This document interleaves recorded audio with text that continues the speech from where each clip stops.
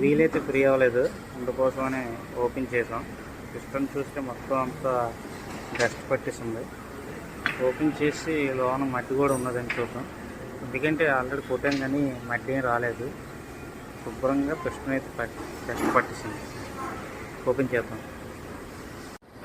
Loan అయితే లేదు, piston చుట్టూ మట్టిలా పట్టేసింది. క్లీన్ చేసి ఇంకా లోన్ అయితే ఏమీ లేదు, చాలా నీట్గా ఉంది.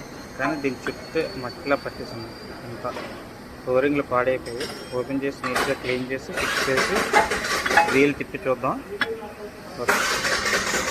క్యాలిబర్ తిప్పి క్లీన్ చేసాం. ఇప్పుడు వీల్ ఫ్రీగా తిరుగుతుంది.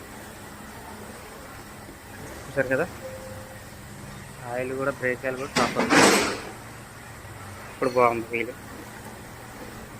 అది